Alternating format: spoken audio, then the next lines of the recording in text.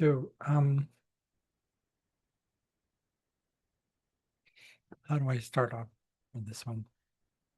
There's probably people who've seen my channel that it's mostly about astrology, but the way I'd like to go about it is I'm pretty much in multiple things.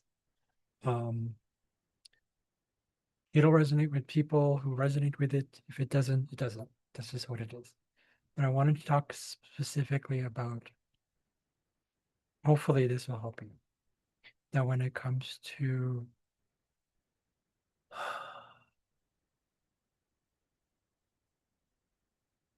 what people often call self-worth, we're really hard on ourselves, right? We judge ourselves before we even get to any point at all, if any, that people judge us, so to speak. But really, it starts with us. And that's what I noticed about myself. And this happens particularly for me when it comes to things I enjoy. That's happened a lot with swimming. When I was in training, I would train my ass off like 6 to 7 days a week, 3 hours actually, approximately. And it just, you're literally, although the results were amazing, it still wasn't enough. It just wasn't enough. It wasn't enough. It was like, why was I doing that? I wasn't enjoying myself. Like from the beginning when I'm a late bloomer swimmer, or I was, and I just enjoy being in the water. I've always enjoyed being in the water. I knew that. But then I realized I had more time. I had a falling out with friends that I saw were like family to me. And then so it was kind of a traumatic experience or a reminder of something from childhood. And so I lost that connection, but then I found myself in the process. So it opened up doors, but at the same time, I started getting deeper into like, why am I doing this? Why am I going to swimming? I guess I had more time. Then I went into it and I started focusing on after university. And I was just so much into it. But then I pushed myself so hard to the point where just like and it's not because I got veneers, it was more like I was unhealthy, but I was pushing myself in the opposite side of I was going the other way. And I was just, what the hell was I doing? Like I was really pushing myself beyond my capabilities. And I mean, we're talking like if you know swimming, like flip turns, I practice those quite often. I would practice those quite often. And that got the whole like, technically you're not supposed to do too much flipping, especially if you're not used to it from childhood. Your body adapts to it. I literally crammed what I felt would be a standard Olympian, maybe 20 of the years of their life into 4 years. So I kind of sometimes do the same with languages, not so much like push myself, but more like when it comes to self-worth, or what we call self-worth, that I how I value myself. TS1 talks about how it's tied to needs. My need was to connect, especially connect with genuine, what I thought was genuine. So this is what this thing is about. I'm like, am I being genuine with myself? So when it comes to languages, I'm like, I want genuine fluency. I got tired of it in 2010, and I was just like, I can't do this anymore. And but at the same time, well, no, not so much I can't do this anymore. The reason I was wanting genuine fluency in the first place is because I questioned my own ability to communicate and be understood. And I still kind of do. So I questioned it and I kept going. I sometimes still do. I kind of insist on it. But then I realized, why is it that I'm questioning my own ability to communicate? I communicate the way I communicate in every given moment, meaning I evolve from that. How I communicate improves over time, anyways. But what is that whole like? Why does it have to be improving? Why does it have to be good or bad? So I have that unconscious tendency to still do that.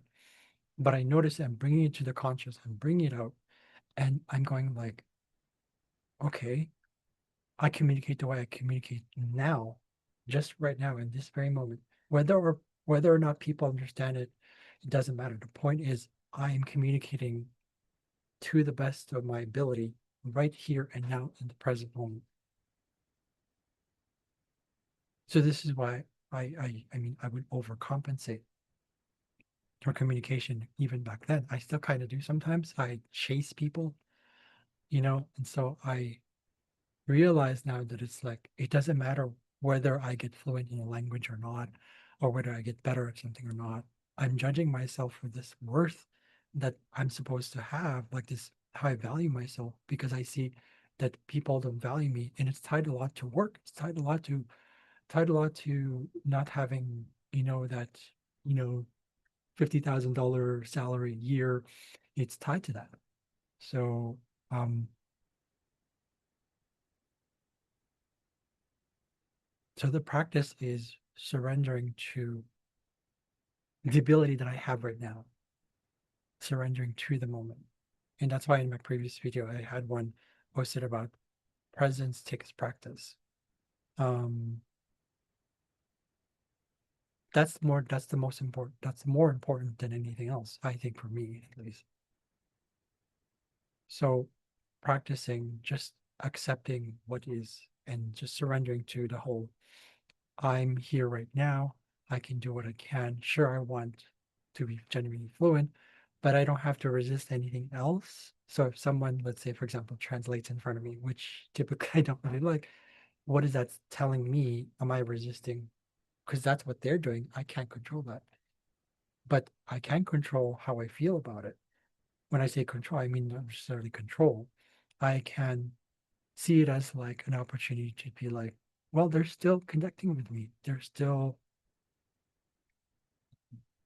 doing what they're doing. That's I'm not here to judge or put a label onto what they know, what they do, whether or not what they do is inefficient or not, or whatever. It's not a judgment. It's you know, I'm I'm learning to really surrender to that, and that's what I've been learning a lot.